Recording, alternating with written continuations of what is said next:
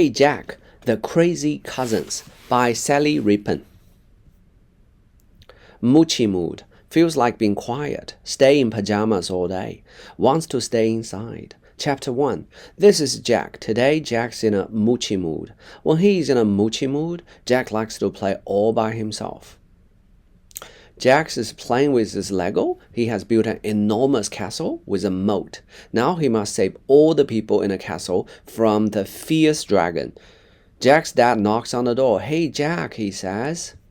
Don't forget that your cousins are coming over today. You'd better get dressed. Jack sits up. His cousins? Oh no, he had forgotten. Jack has the noisiest, messiest cousins in the whole world. He's definitely not in the mood for his cousins today. Jack frowns. Do they have to come? He asks his dad. Last time David broke my remote control car. Stella drew on my math book, and Ivy picks all Mom's flowers. Jack's dad smiles. They are your cousins, Jack. And we don't see them often. His dad adds. You had to try to get along. Why don't you invite Billy over too? Billy is Jack's best friend. She lives next door. Good idea, says Jack. He pulls on some clothes and runs downstairs. But then he remembers. Billy says he was going to play at Rebecca's house today. Oh no, 3 annoying cousins, an old best friend. What a disaster. Jack's tummy begins to jump about like a frog. Soon, it starts to hurt.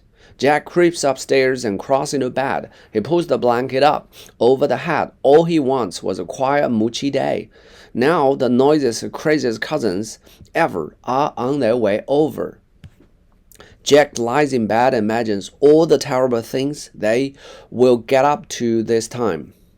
Chapter 2. Soon Jack's dad knocks on the door. Jack? He calls softly. Come on, your cousins have arrived. Tell them I'm not here. Jack says from under the blanket. Jack's dad comes into the room. She sits down on the end of the bed. They are here to see you, Jack. He says. Jack sighs. Then he kicks off the blanket and follows his dad downstairs. In the kitchen, Jack's uncle and aunt, or in America we would say aunt, are talking with his mom. Suddenly, they hear a scream. Everyone looks outside. David is chasing Stella and Ivy with a stick. David, calls Jack's uncle Bob. That's enough. Auntie B calls. But Jack's cousins don't listen. They ran around the garden like little monsters. Jack sighs. Why does he have to play with his annoying cousins? They are the worst cousins in the world. He walks outside and sits down on the back step. He wishes Billy was here to help him. A best friend always makes things better. Hey, Jack, Daddy calls. Do you want to play soccer? No, says Jack grumpily. Last time you kicked my soccer ball over the fence. How about we make a potion then, says Ivy. Remember we made one last time? We got in trouble because you picked all Mom's flowers, Jack says, frowning.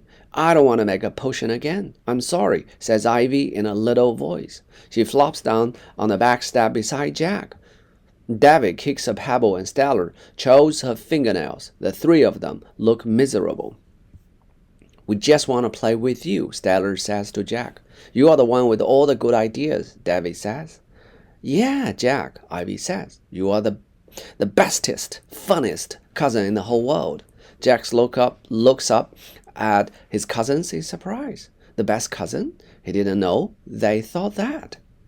Jack gets a warm honey feeling in his tummy. Now he feels bad for acting so grumpy. He certainly hasn't been the best cousin today.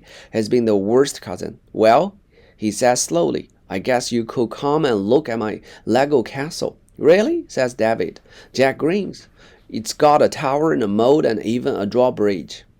Cool, shout Stella and Ivy together. Jack smiles and the 4 of them run down upstairs to his bedroom. Chapter 3. When Jack's cousins see his castle, they all gasp. Wow, says David. That's so cool, says Stella. Jack feels very proud.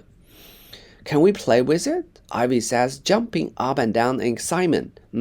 Says Jack. His tummy starts to wriggle around again. He doesn't want his cousins to touch his Lego castle in case they break it. But he doesn't want to be mean either.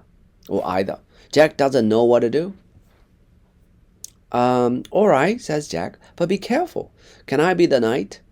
David says. Can I be the princess? Stella says. Can I be the dragon? Ivy shouts. She picks up the dragon and swoops it towards the castle tower. Oh no, says Jack. It's too late. Ivy crashes the dragon into the tower, and all the little pieces of Lego tumbles down to the ground. David and Stella freeze. Their eyes grow wide in fright. Little Ivy covers her face in her hands and begins to cry. I'm sorry, she says. I didn't mean to break your castle, Jack. Jack looks at Ivy. He looks at David and Stella too. He remembers what they said to him outside, and the big, moochy, grumpy bubble inside him pops. He smiles. That's okay, Ivy, he says. It was an accident. Anyway, Lego is meant to be broken. Look. Jack picks up another dragon and crashes into the wall of the castle. The wall breaks into tiny pieces. Jack's cousins look nervous. Jack giggles. Then he crashes the dragon into the other wall. Another part of the castle comes tumbling down. Come on, says Jack, laughing. You can break the rest, Ivy. Ivy crashes the dragon into the last wall. The castle is now in ruins. Little Lego pieces lie everywhere. What now? Says David. He still looks worried. Well, now we build it again, of course. Jack laughs. So Jack and his cousins build another castle, taller than the last one. This time, it is Stella's turn to crash it down. Stella and Ivy and David laughs loudly. Jack laughs the loudest of all. All afternoon, Jack and his cousins built castles out of Lego, then crashed them down again. It is the best afternoon ever.